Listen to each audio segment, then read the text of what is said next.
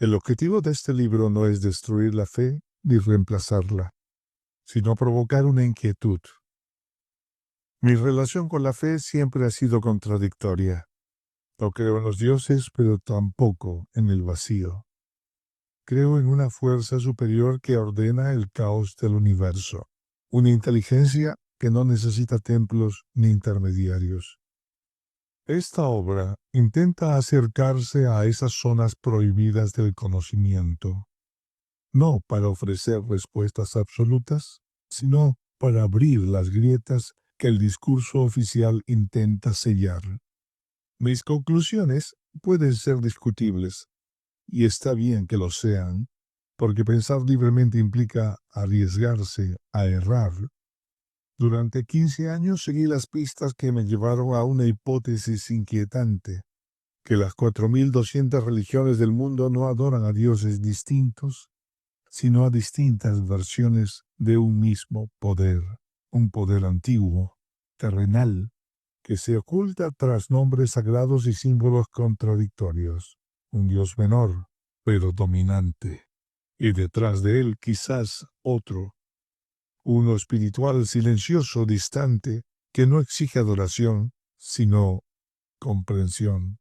En este audiolibro recorreremos 12 capítulos que exploran esas verdades ocultas, desde las ficciones bíblicas que moldearon civilizaciones hasta los dioses modernos del comunismo, desde los mitos del progreso científico hasta las nuevas religiones mediáticas que moldean la mente colectiva.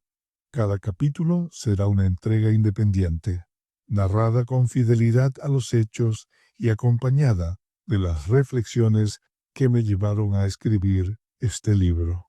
Luces en las sombras no pretende convencer, pretende despertar.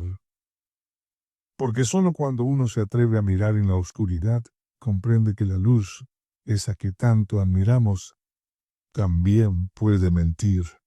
Si deseas acompañarme en esta travesía, busca el enlace en la descripción al pie del video. Comencemos. Lima parecía otra ciudad.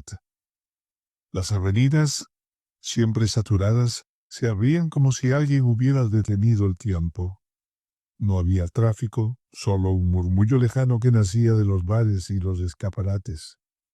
Pequeños grupos de personas se reunían frente a los televisores, mirando el partido que paralizaba el país. Cada tanto, un grito o una maldición atravesaba el aire. Era un lenguaje común, visceral, que unía a millones, pero no a mí. Yo caminaba ajeno, como un forastero que no logra comprender el dialecto emocional de su propio pueblo. El ruido del fútbol no me conmovía. Al contrario, me recordaba mi distancia con el mundo. Recuerdo que iba al banco a cobrar mi cheque quincenal. Ese trámite rutinario que detestaba. Me parecía una ceremonia absurda. Horas de espera, caras cansadas, la sensación de que la vida se gastaba ahí gota a gota. El joven cajero, queriendo romper el hielo, me dijo con una sonrisa franca: «El partido de hoy va a ser sensacional, ¿no le parece?». Le respondí sin pensarlo dos veces, con una frialdad que ni yo mismo esperaba. El fútbol no es más que un instrumento de manipulación de masas. Su sonrisa, de pronto, se borró. Continuó en silencio, concentrado en sus movimientos, y yo sentí el peso de mis propias palabras. Quise, después, reparar el daño. «Perdóname, no quise ser tan rudo». Él levantó la mirada, volvió a sonreírme y dijo simplemente: «No hay problema». Esa frase, tan breve, tan limpia, me acompañó todo el día. «No hay problema». Repetía mentalmente mientras caminaba de regreso a casa entre los ecos de las bubucelas y los gritos que salían de los balcones. Pero yo sabía que sí, había un problema. El problema era mío. Era mi desconexión con el mundo, con su fe, con su manera de celebrar. Desde joven había aprendido a callar mis opiniones. Ser ateo en un país creyente no es fácil, no por miedo, sino por cansancio. Explicar una y otra vez por qué uno no cree en lo que los demás creen termina por agotar. A veces llegaban a mi puerta los predicadores de siempre, bien vestidos, Biblia en mano. Los escuchaba con respeto, pero dentro de mí se encendía la misma resistencia. No escribo Dios con mayúscula, no por descuido, sino por decisión. Mi padre, en cambio, sí creía en un Dios. Rezaba antes de cada comida con una serenidad que siempre admiré. Su fe era sencilla, sin artificio. Nunca intentó imponerla, y tal vez por eso lo respeté tanto. Él creía en Dios, pero desconfiaba de los hombres que decían representarlo. En eso nos parecíamos. Ambos detestábamos la manipulación, aunque nuestras formas de enfrentarnos a ella eran distintas. Con el tiempo, mi rebeldía se volvió refugio. Me alejé de los rituales colectivos, de los discursos, de las certezas ajenas. Vivía según mis propias reglas, sabiendo que esa independencia me costaría aislamiento. Algunos me llamaban defensor de causas perdidas. Quizá lo era, pero no podía ser de otro modo. Mi voz, solitaria, a veces incómoda, se alzaba en medio del silencio general y aunque dolía, prefería ese dolor antes que la comodidad del conformismo. Solo, mucho después, comprendí que mi distancia del mundo no era tan distinta a la de aquellos que buscan iluminación. Ellos se retiran para hablar con su Dios, yo para hablar con mi razón. Ellos miran el cielo, yo al suelo. Pero ambos buscamos lo mismo, entender por qué el mundo está roto.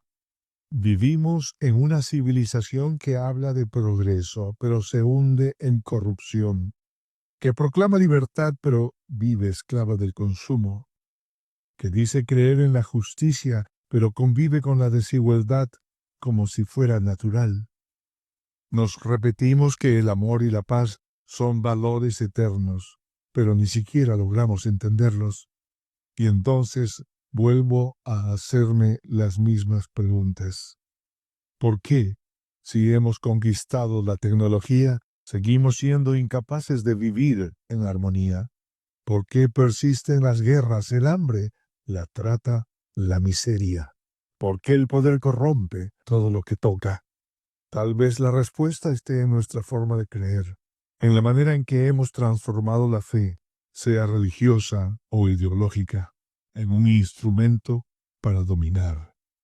Porque incluso quienes dicen haber abandonado a Dios terminan adorando otros dioses: el dinero, la fama, la política, la ideología. A veces pienso que el verdadero pecado del hombre no fue comer del árbol del conocimiento, sino haber olvidado por qué lo hizo. La paz y el amor, esas palabras que parecen ingenuas, son en realidad las más revolucionarias. Pero en un mundo que prefiere la velocidad al silencio, la comodidad a la verdad, la fe se ha vuelto una mercancía más.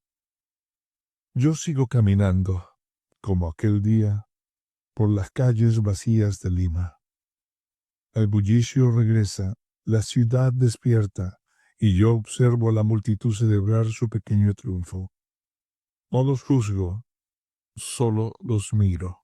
Y me pregunto si algún día todos entenderemos que, detrás de nuestras pasiones, de nuestras religiones y de nuestras banderas, solo hay una búsqueda compartida: la necesidad de creer en algo que nos salve de nosotros mismos.